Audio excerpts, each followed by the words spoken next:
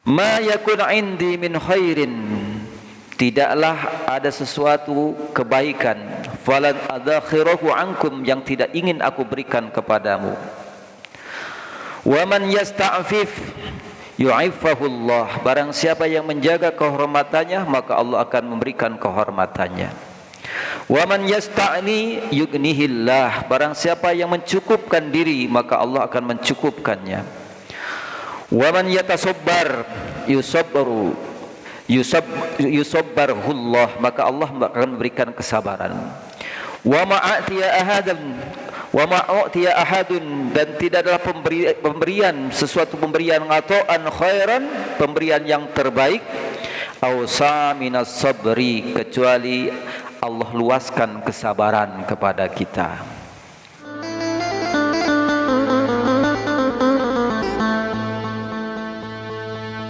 أعوذ بالله من الشيطان الرجيم بسم الله الرحمن الرحيم الحمد لله رب العالمين الرحمن الرحيم مالك يوم الدين إياك نعبد وإياك نستعين اهدنا الصراط المستقيم صراط الذين أنعمت عليهم غير المغضوب عليهم ولا الضالين آمين.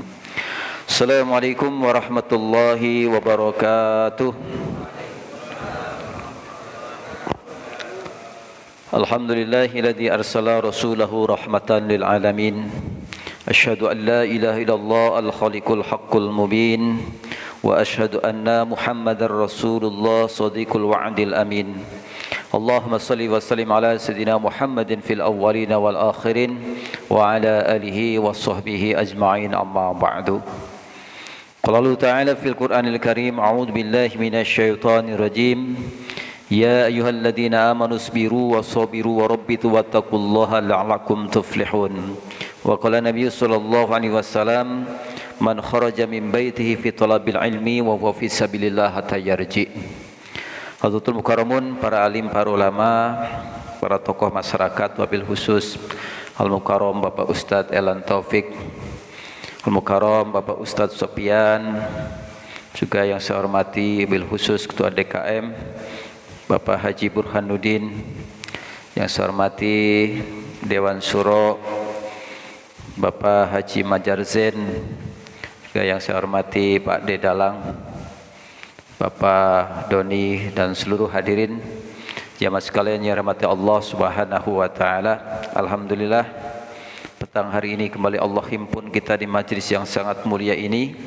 Setelah kita sholat maghrib berjamaah tepat waktu, kita duduk sejenak sampai waktu isya, mengkaji ilmu-ilmu agama, mengkaji ilmu Allah Subhanahu wa taala.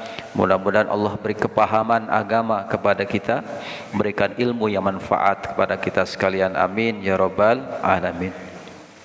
Jamaah sekalian, Allah Subhanahu wa taala, tiada kebahagiaan bagi orang beriman kecuali kumpul di taman-tamannya surganya Allah, radhatan min riyadil jannah. Inilah taman-taman surganya Allah, di antaranya yaitu majlis-majlis ilmu, majlis-majlis yang membesar-besarkan Allah, majlis-majlis yang mengagung-agungkan Allah, dan banyak bacaan-bacaan sholawat di dalamnya. Inilah yang disebut dengan bagian daripada tamannya surganya Allah Subhanahu wa taala.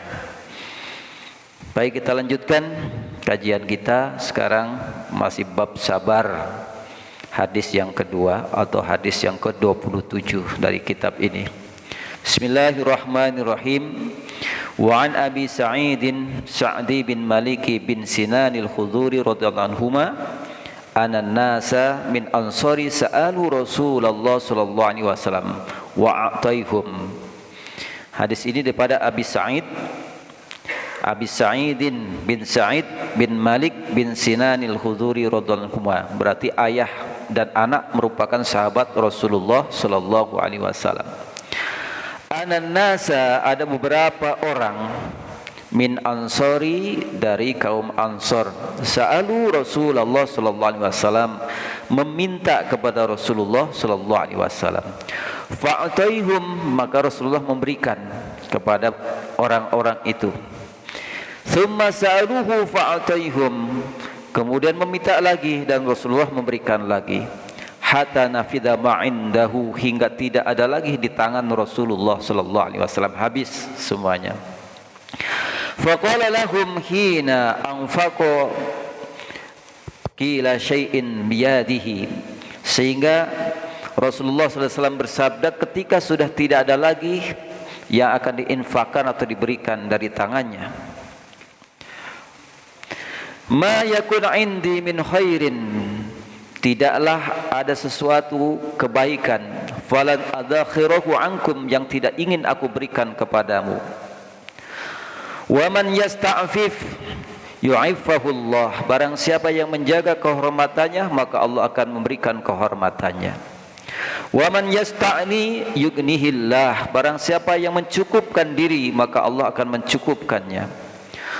Wa man yatasabbar yusabbarhullah, maka Allah akan memberikan kesabaran. Wa ma'atiya ahadun, dan tidak adalah pemberian sesuatu pemberian ata'an khairan, pemberian yang terbaik, awsa minas sabri, kecuali Allah luaskan kesabaran kepada kita. Jadi hadis ini menggambarkan betapa Rasulullah sallallahu alaihi wasallam yang pertama begitu pemberinya, begitu tidak ingin menyimpan sesuatu dalam dirinya kecuali semuanya ingin diberikan kepada umatnya. Ya, ada orang-orang dari kaum Ansor ini meminta sesuatu kepada Rasulullah, dikasih, minta lagi dikasih lagi, minta lagi dikasih, hingga habis semuanya. Saking dermawannya Rasulullah sallallahu alaihi wasallam. Berehan kalau orang Sunda itu, ya, gampang memberi. Dan Rasulullah tidak pernah menyimpan sesuatu pun dalam dirinya. Bahkan suatu hari Rasulullah sallallahu alaihi wasallam tergesa-gesa dari sholatnya, habis sholat tergesa-gesa keluar dari masjidnya, hingga melewati punggung-punggung para sahabat. Kemudian tak lama kemudian balik lagi Rasulullah ke masjid melanjutkan wiridnya. Kenapa Rasulullah melakukan begitu? Ditanya oleh sahabat, aku terlupa ada beberapa dinar yang belum aku sedekahkan, maka aku sedekahkan dulu. Jadi habis sholat ingat ada beberapa dinar yang belum disedekahkan, jadi buru-buru tuh habis sholat sampai melewati punggung-punggung para sahabat, karena takut, ya, uang itu tersimpan lama, emas itu tersimpan lama, maka dia buru-buru mensedekahkan dulu tuh. Nah, baru balik lagi ke masjid. Ada nggak yang terburu-buru habis sholat begitu? Habis sholat ingat ada opor ayam belum sedekahin ke tetangga, atau ada uang yang belum dibagikan kepada tetangga, ya, buru-buru dah. Banyak yang buru-buru tapi mau lembur, atau buru-buru sholatnya, habis sholat buru-buru karena barang turun di pasar. Ya.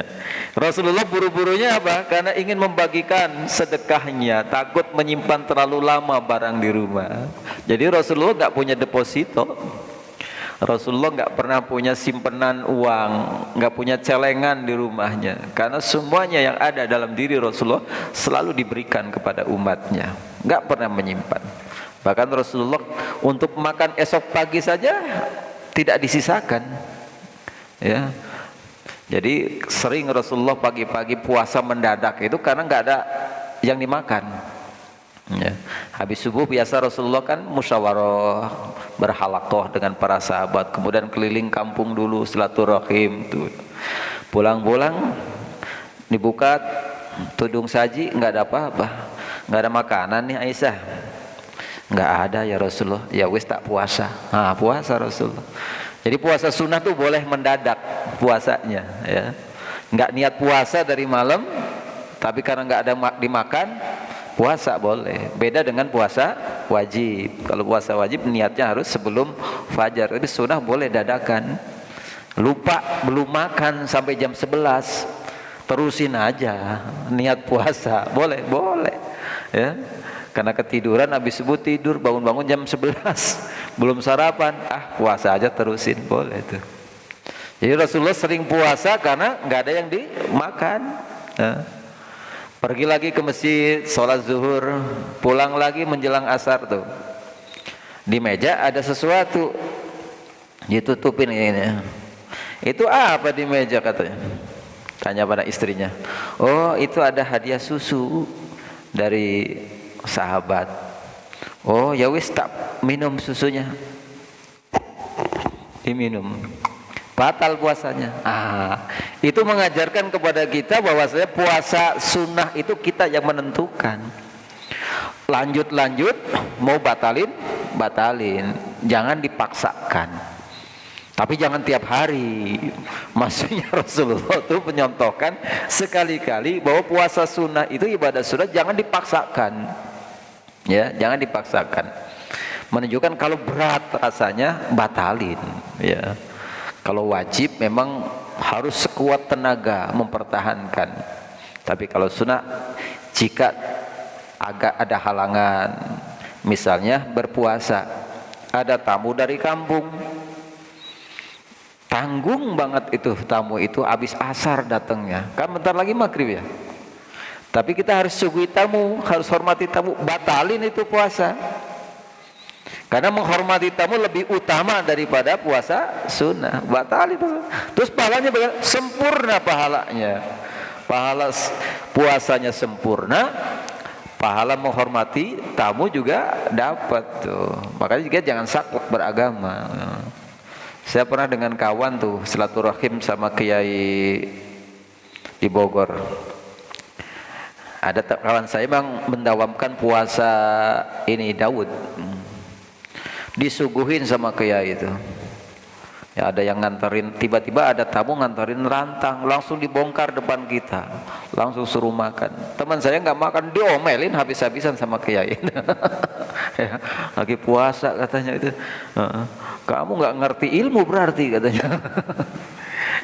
Ini menghormati lebih utama, menghormati guru, menghormati tamu lebih utama. Tapi itu sekali-kali, makanya kalau lagi puasa jangan bertamu. Kalau disuguhin kan makan tersinggung. Ya kalau lagi puasa banyak diam di masjid aja, itikaf. Ya kalau pengen nggak, kecuali niat banget tuh biar batal puasanya tapi dapat pahala. Jangan tuh. Ya, jadi hadis ini menunjukkan bahwasanya Rasulullah itu sangat dermawan, selalu memberikan apapun yang dia punya, selalu memberikan apapun yang ada dalam dirinya, enggak pernah menyisakan, enggak pernah nabung, enggak ada deposito, enggak ada celengan dalam rumahnya, semuanya, semua kebaikan. Sampai Rasul kan katakan begini, ya,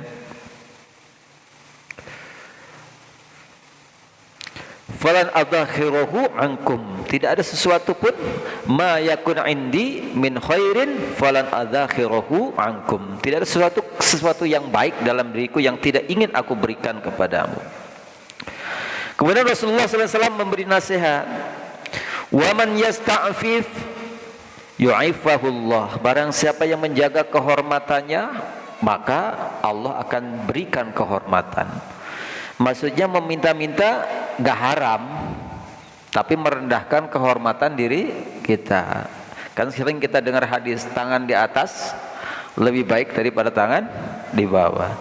Artinya orang mukmin itu harus punya kehormatan, ya, harus punya himmah itu.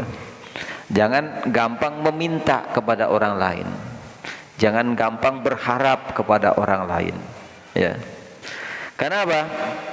Sebagaimana hadis ini, kalau kita menjaga kehormatan kita, maka Allah akan jaga kehormatan kita.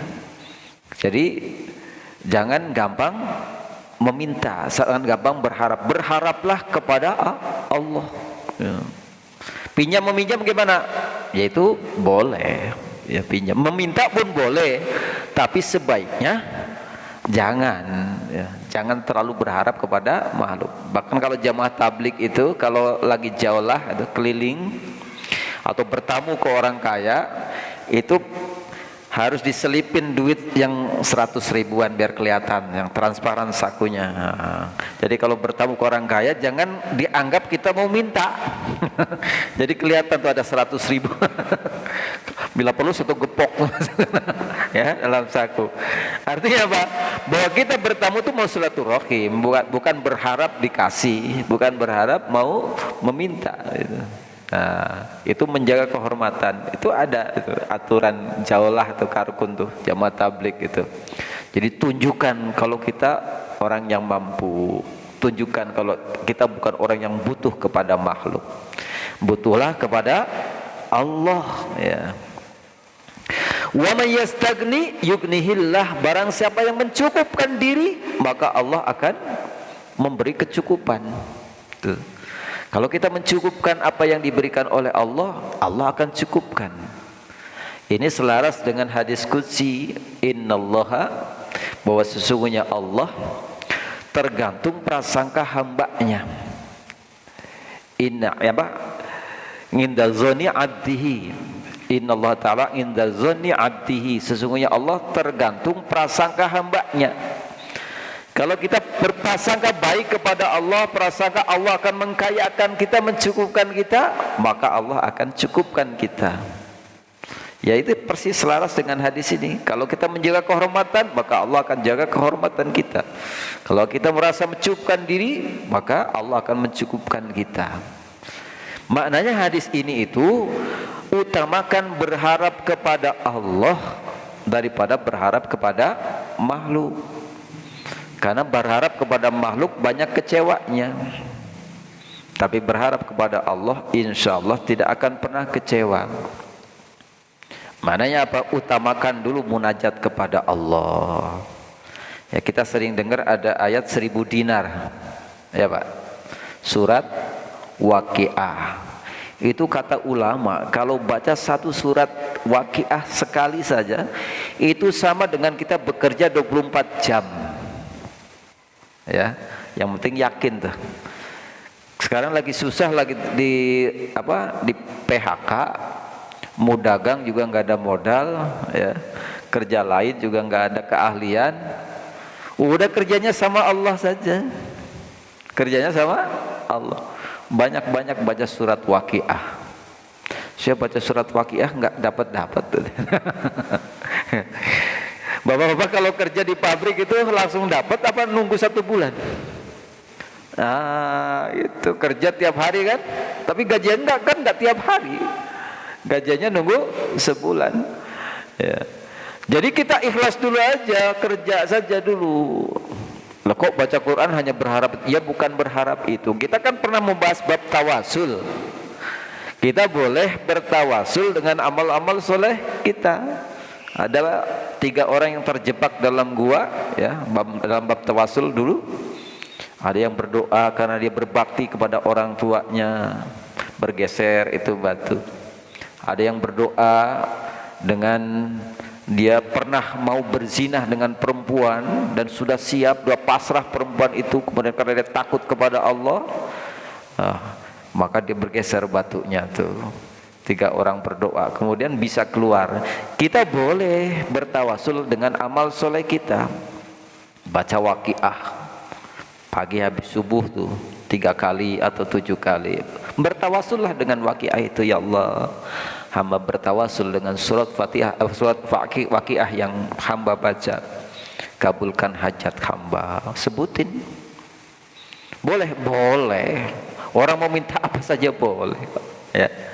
Dan itu termasuk bab sabar. Fasta'inu bisabri wassalat.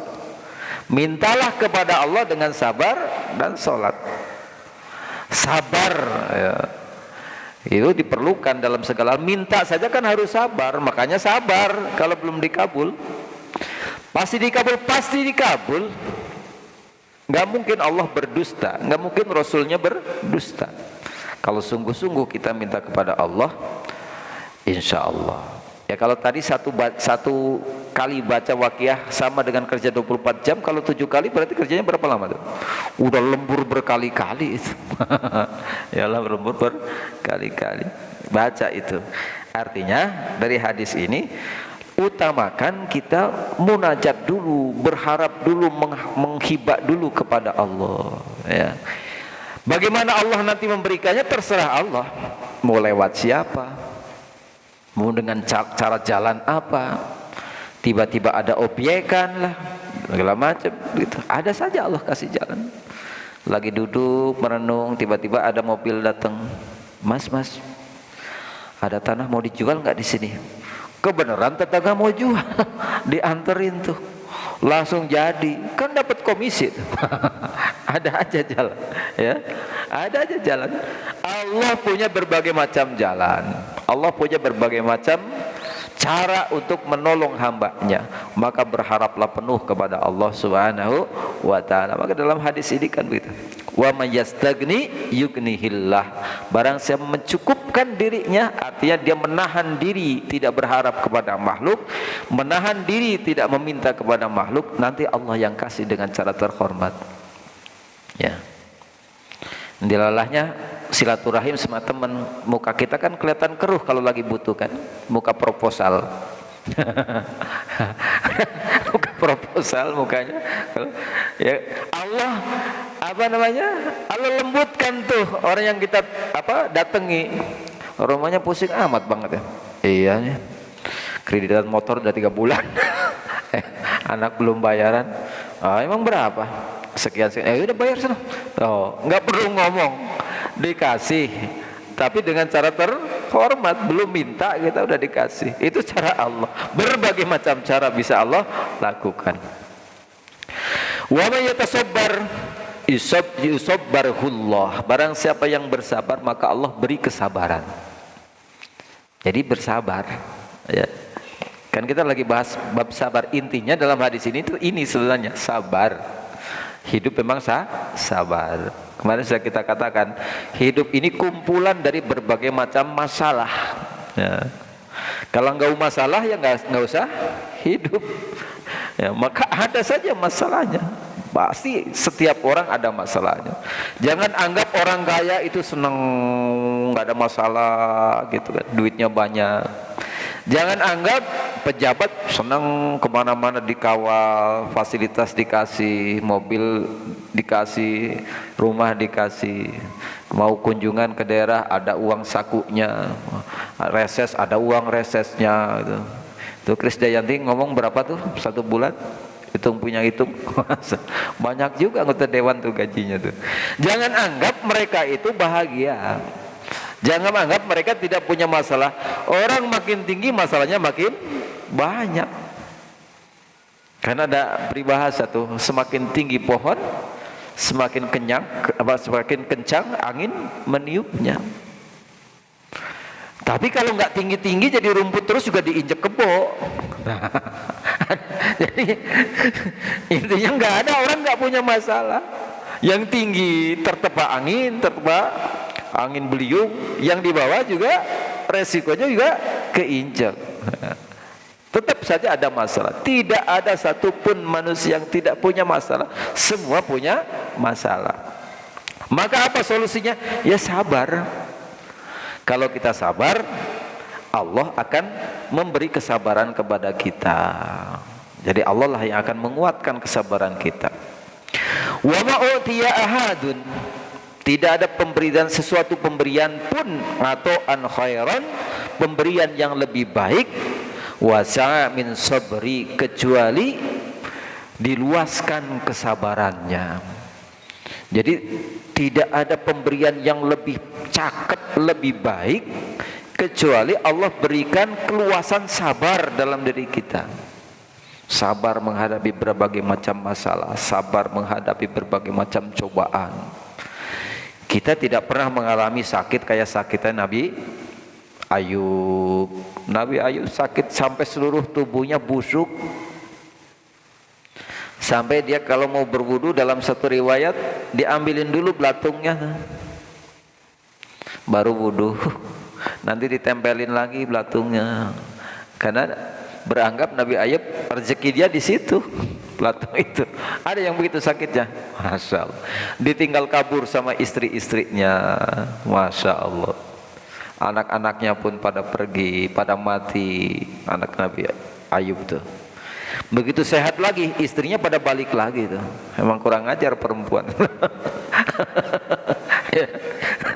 Lagi senang, lagi jadi kaya, pada setia itu. Begitu sakit parah, ditinggal kabur sama istri-istrinya. Udah sehat lagi, pada datang lagi. Tuh. Ujian berat. Ya. Jadi semua orang punya ujian. Tapi kita tidak ada yang diuji seperti ujiannya para nabi dan rasul. Makanya kalau kita sedang diuji, bukan berarti Allah benci sama kita. Kalau kita lagi susah, bukan Allah lagi benci sama kita. Kita lagi menderita, bukan Allah lagi benci sama kita. Justru Allah lagi cinta sama kita. Karena tidak satupun orang-orang yang dikasihi Allah kecuali banyak ujiannya. Para nabi dan rasul itu paling banyak ujiannya, karena mereka adalah orang-orang yang paling dikasihi oleh Allah Subhanahu wa taala. Nabi Nuh, Nabi Yunus, ujiannya berat. Ya. Ditenggelam dalam lautan yang lepas, ditelan ikan sampai 40 hari 40 malam tuh, Masya Allah, berat ujiannya. Sampai pada busuk, hampir busuk, ya ditelan dalam perut ikan. Karena dalam perut ini kan ada zat asam yang sangat kuat tuh, makanya makan daging sekeras apapun udah di perut tuh pasti hancur. Itu Nabi Yunus ditelan 40 hari 40 malam, hampir busuk badannya, ya. Kemudian sehat lagi. Udah diuji begitu, umatnya pada beriman, ya. Kan kita sering amalkan zikir tuh, la ilaha illa anta subhanaka inni kuntu minaz zalimin. Itu zikirnya Nabi Yunus, ya. Kalau ingin keluar dari berbagai macam permasalahan, dari kegelapan, dari kesusahan, zikirkan itu. Insya Allah Allah akan keluarkan sebagaimana Allah keluarkan Nabi Yunus dari lautan dan daripada ikan yang besar. Selesai urusan, ya. Ujiannya Nabi Musa juga berat, dan yang paling berat ujiannya Nabi Muhammad sallallahu alaihi wasallam. Itulah orang-orang yang dikasihi Allah, pasti berat ujiannya. Kata Allah dalam hadis qudsinya, idza ahaba 'abdihi ibtalahu.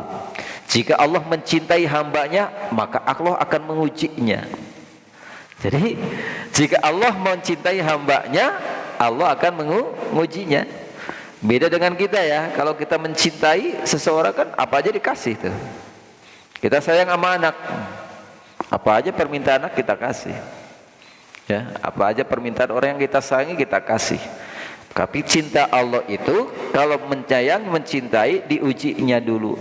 Sebentar doang diujinya ketika di dunia. Nanti di akhirat bahagia selama-lamanya. Akhirat di dunia kan gak seberapa.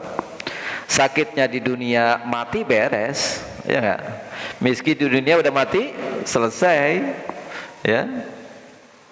Mau kayak apa masalahnya, udah mati udah beres. Bagi orang beriman begitu mati, tuwaffawna ujurakum yaumal qiyamah. Tuh dikasih semua nanti setelah mati, ya.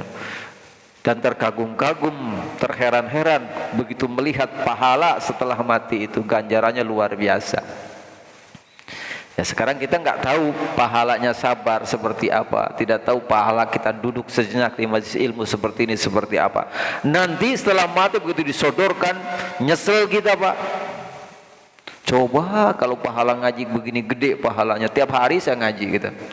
Tapi alhamdulillah nih, di sini tiap hari ngaji, Pak. Ya, baru nih ada masjid ngaji tiap hari, untung aja nggak muntah. Tiap subuh ngaji, seminggu hampir semua, ya. Hampir semua ada kajian, luar biasa, ya, luar biasa. Karena berarti paham fadilah ilmu, paham fadilah duduk di majelis ilmu, sangat luar biasa. Sekali lagi bahwa pemberian yang paling baik, kata Rasulullah SAW, diluaskan kesabaran kita. Kalau Allah beri kesabaran kepada kita, Allah beri ketabahan, berarti Allah telah memberikan yang terbaik kepada kita. Berarti kita sudah paham tuh bahwa dunia memang tempat ujian. Sebentar doang, udah mati sudah beres. Ibadah juga sebentar doang, sampai mati doang. Sholat sebentar doang, sampai mati doang. Sedekah sebentar doang, sampai mati doang. Udah mati bang, udah sedekah lagi, udah nggak usah sholat lagi. Lama nggak sholat? Kagak. Orang kira baru rajin sholat beberapa tahunnya nggak, Pak? Umat Muhammad itu paling ibadah itu paling 20 tahun. Umur 60 tahun dikurangi akil balik 15 tinggal berapa? 45 tahun. Dikurangi sakit, dikurangi bengalnya dulu, dikurangi ini itu. Hitung punya hitung paling banter 20 tahun. Lama nggak 20 tahun? Kagak, Pak. Bapak kredit rumah di Gramapuri 15 tahun, tahu-tahu udah lunas tuh. Nggak sadar, diansur tiap bulan 15 tahun udah lunas juga. Berarti nggak lama hidup, ya. Jadi sabar, terus sabar. Tetapkan kesabaran dalam diri kita. Hadis berikut jawaan Abi Yahya Suhaibi bin Sinani radhiyallahu anhu qala. Dari Abi Yahya Suhaibi bin Sinani radhiyallahu anhu, semoga Allah meridhai kepadanya. Qala, ia berkata, qala Rasulullah sallallahu alaihi wasallam, ajaban li amril mu'mini, menakjubkan urusan orang-orang mukmin. Aku takjub dengan urusannya orang-orang mukmin, kata Rasulullah. Inna amrahu kullahu, semua urusan-urusannya lahu, baginya khairun, baik.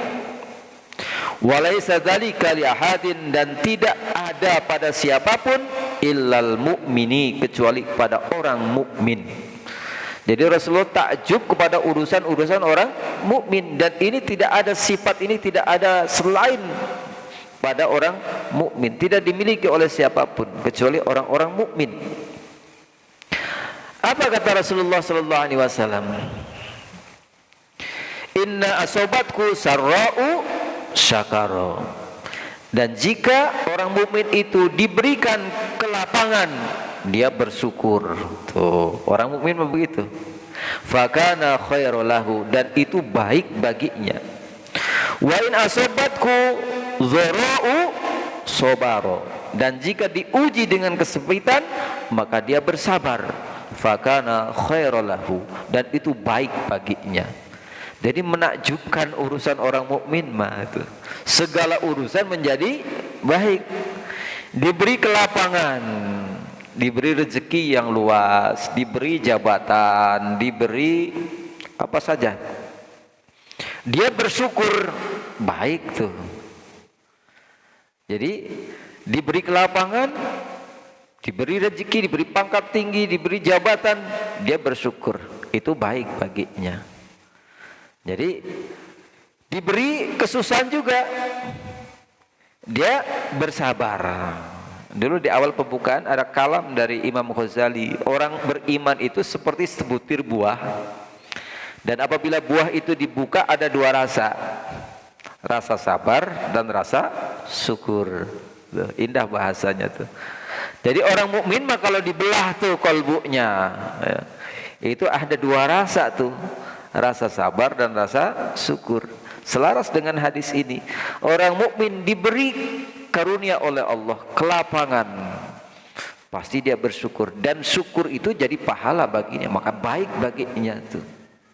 Apa ciri orang yang bersyukur? Kata ulama, ciri orang bersyukur menggunakan nikmat sesuai apa yang dikehendaki oleh pemberi nikmat itu. Ya, sama dengan kita diberi oleh orang, kemudian kita memakainya sesuai apa yang dikehendaki oleh orang yang memberi itu, senang orang itu. Misalnya nanti lebaran, masih jauh sih lebaran sih, 5 bulan lagi ya. Haji Burhan ngasih sarung BHS sama saya, misalnya. Ini cuma misalnya, ngasih beneran juga boleh. Misalnya.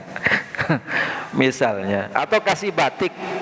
Batiknya cakep, Danar Hadi. Terus saya pakai nih buat ngaji di sini. Saya pakai buat kondangan, saya pakai buat rapat, saya pakai buat silaturahim.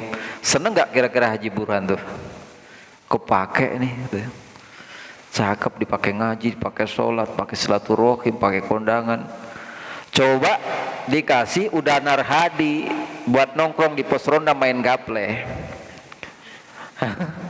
Besok pagi kerja bakti dipakai, belepotan lumpur, yang namanya kerja bakti, bersihin got. Kira-kira yang ngasih gimana? Kurang ajar gitu. Gua kasih Danar Hadi mahal itu, 1 juta lebih harganya, dipakai kerja bakti, malah dipakai main gaple, besok dipakai nyawer lagi, ada jaipong. Masa kira-kira yang ngasih gimana? Enggak, gua kasih lagi gitu. Ini hubungannya la in syakartum la ajidanakum wa in kafartum inna adzabi la syadid. Jadi yang menyenangkan Allah, nikmat dikasih, tanda syukurnya dipakai apa yang menyenangkan Allah. Dikasih pakai buat ibadah. Dikasih bagi juga kepada orang lain yang membutuhkan. Itu kan menyenangkan Allah tuh. Dikasih buat beli barang, tapi beli barangnya buat ibadah. Boleh kita beli mobil mewah, tapi jangan nongkrong saja di garasi. Di ke puncak kita bawa, ke mall kita bawa, ngaji kagak pernah. Dituntut nanti itu di akhirat, Pak. Karena setiap nikmat yang diberikan oleh Allah tidak dipakai untuk beribadah, dituntut nanti di akhirat itu. Ditanya habis-habisan itu. Sampai ada ulama menerangkan, sampai celana dalam yang Bapak pakai itu, kalau nggak dipakai ibadah, ditanya nanti di sana. Makanya dipilih, Pak, ini udah dipakai sholat belum celana dalam ini? Ya. Ini baju ini udah dipakai ke masjid belum gitu. Jangan sampai tersisa dalam lemari kita baju yang tidak pernah kita pakai untuk ibadah kepada Allah. Ditanya semua itu nanti di hadapan Allah. Maka boleh kita punya barang mewah, boleh kita punya mobil bagus, boleh kita punya rumah bertingkat, bahkan boleh kita punya istri 4, pakai semua untuk akhirat, pakai semua di jalan Allah Subhanahu wa ta'ala. Itu artinya kita bersyukur. Ciri orang bersyukur menggunakan nikmat itu sesuai apa yang dikehendaki oleh Allah Subhanahu wa ta'ala. Kalau alhamdulillah nambah rezeki saya, alhamdulillah nambah lapak saya, itu kan hanya ungkapan, belum terbukti. Syukurnya baru dalam lisan saja. Meskipun itu pun udah dalam satu bentuk syukur, minimal dia ingat kepada Allah. Karena ada orang yang diberi nikmat nggak ingat Allah, ya, ingat saja enggak gitu kan. Yang dipuji bukan Allah, siapa dulu dong? Gak ada yang begitu kan? Ya. Gue percuma dong ke sekolah tinggi-tinggi kalau nggak bisa begini. Nah, berarti dia nggak ingat. Memuji dirinya sendiri, Allah marah tuh yang begitu. Minimal ingat kepada Allah. Tuh orang mukmin begitu. Diberi keluasan oleh Allah, dia bersyukur dan itu baik baginya. Dan bila diuji dengan zara'u, ya, wa in asobatku dzara'u sobaro fakana khairu lahu, dan jika diuji dengan kesempitan, ya, diuji dengan kesempitan. Sekarang kan lagi diuji kesempitan ya, gara-gara corona, covid. Nah, kalau orang Pakistan itu orang Arab itu, dialek Arab itu fa suka diganti dengan ba, jadi covid. Nah, kita cocok logikan aja. Covid, apa artinya covid? Sempit. Nah, jadi ada covid ini atau covid ini, kita lagi disempitkan oleh Allah Subhanahu wa ta'ala.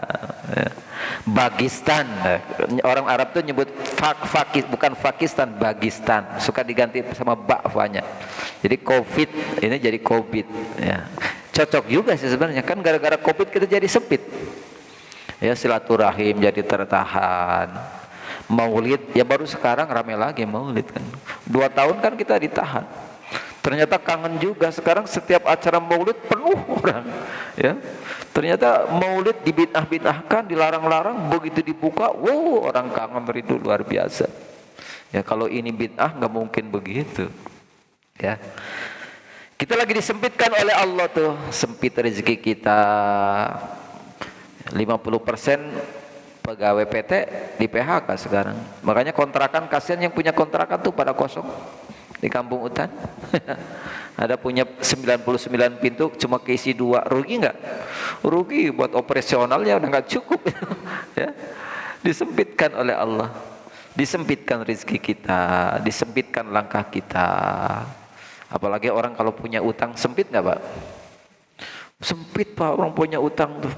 Malam mikirin, ya Allah gimana bayar utang. Pagi mau keluar rumah takut ketemu, sempit kan. Ya, saya mau ke masjid takut kamu ya, ntar ditagih gitu. Mau ke pasar timbang mau beli bumbu misalnya, takut dikira punya duit kita. Sempit langkahnya. Jadi banyak hal-hal yang membuat langkah kita menjadi sempit. Dan itu ujian dari Allah. Ketika itu sampai kepada kita, dan setiap orang pasti akan mengalami hal itu. Entah dari masalah yang mana, tapi Allah kadang akan menyempitkan kita. Nah, ketika datang hal itu, solusinya adalah sabar. Dan sabar itu baik, ya.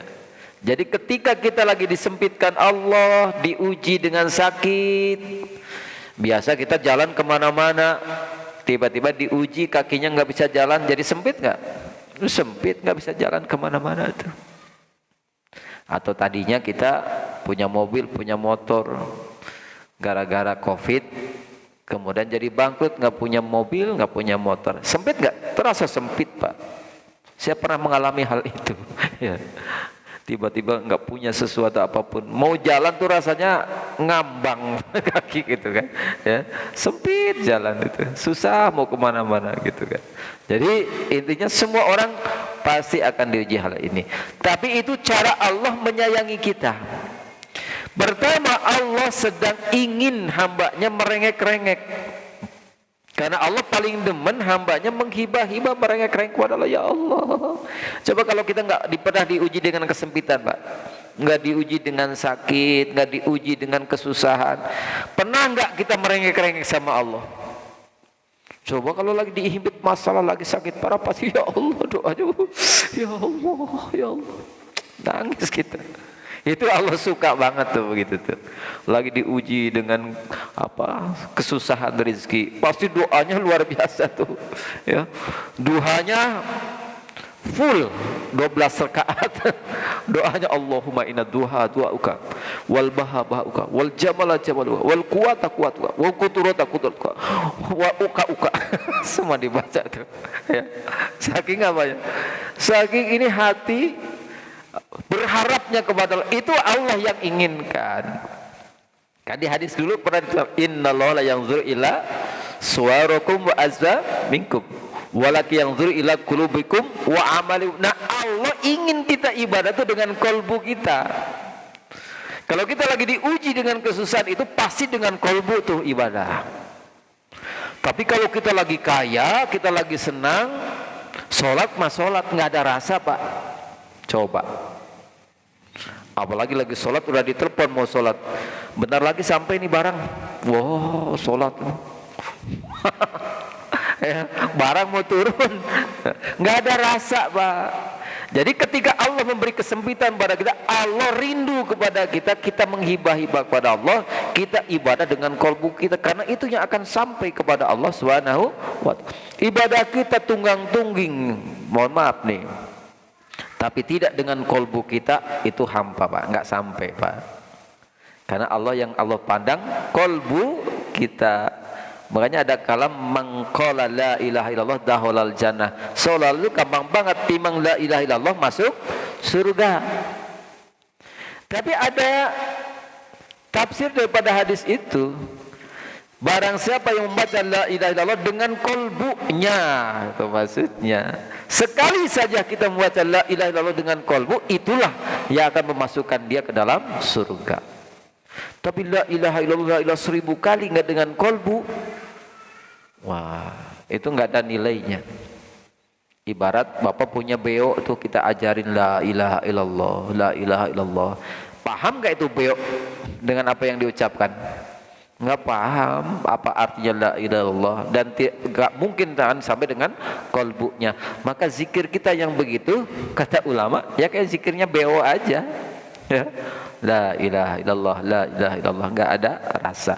Makanya yang dimaksud dengan hadis tadi, masuk surga dengan kalimat la ilaha illallah, itu yang dengan kolbunya.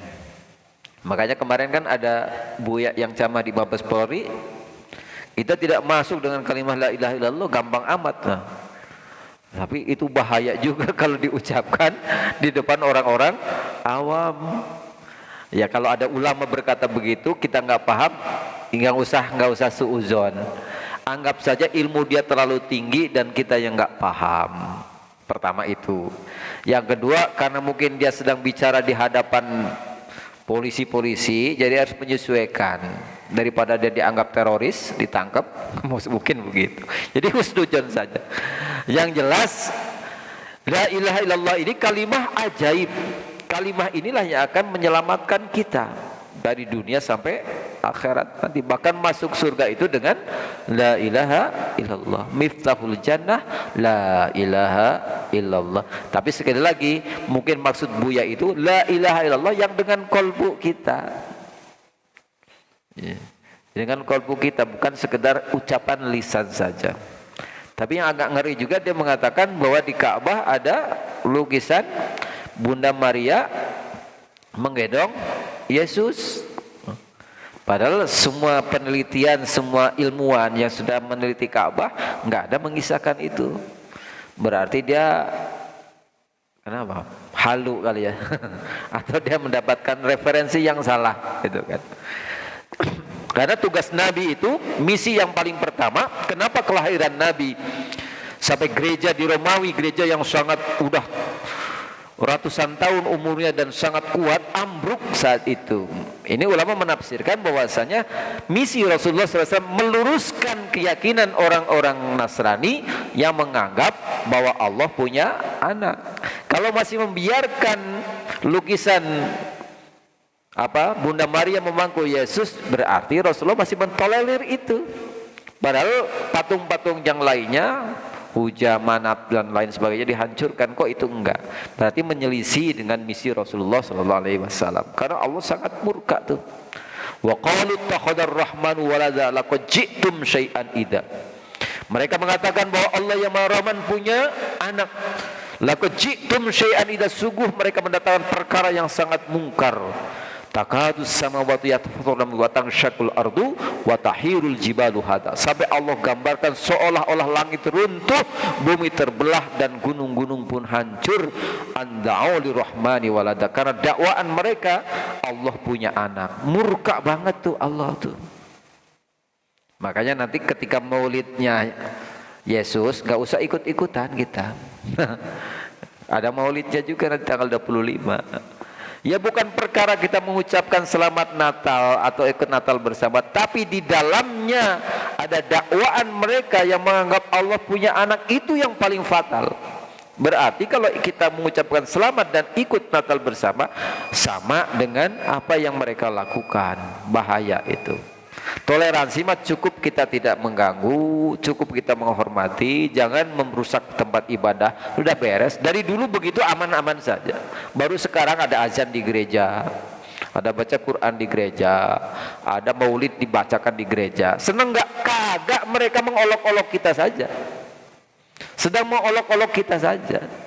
Jangan anggap mereka karena menikmati itu senang dengan itu, jangan. Mengolok-olok kita. Jadi kita nggak harus berlebihan seperti itu, bertoleransi. Cukup kita menghargai, menghormati, maka itu sudah mencukupi. Waktunya habis ya. Ya, mudah-mudahan apa yang kita bahas pada malam hari ini bermanfaat, dan mudah-mudahan kita mendapatkan kepahaman agama. Semoga ibadah kita semakin berkualitas di hadapan Allah Subhanahu wa taala. Dan bila banyak kesalahan dan kekeliruan, mohon pintu maaf yang seluas-luasnya. Allahumma shalli ala sayyidina Muhammadin wa ala ali sayyidina Muhammad. Allahumma ighfir lana dzunubana wa li walidayna warhamhuma kama rabbawna shighara. Allahumma ighfir lil mu'minina wal mu'minat wal muslimina wal muslimat al ahya'i minhum wal amwat. Allahumma ya ghaniyun ya hamid ya mubdi'u ya mu'id ya rahimu ya wadud, aghnina bihallikan kharmika wa aqfina bifadlika aman siwak. Allahumma inna na'udzubika minal hammi wal hazan wa na'udzubika minal ajzi wal kathal wa na'udzubika minal jubni wal bukhli wa na'udzubika min ghalabati daini wa qahri rijal. Allahumma inna nas'aluka al-huda wa tuqa wal afafal ghina. Allahumma timna bi husnil khatimah wa la taftim 'alaina bis su'il khatimah. Rabbana atina min ladunka rahmatan wa hayyi lana min amrina rasyada. Rabbana hab lana min azwajina wa dhurriyyatina qurrata a'yun waj'alna lil muttaqina imama. Rabbana atina fid dunya hasanah wa fil akhirati hasanatan wa qina adzaban nar. Wassalamu alal mursalin walhamdulillahi rabbil alamin. Wabillahi taufiq wal hidayah. Wassalamualaikum warahmatullahi wabarakatuh.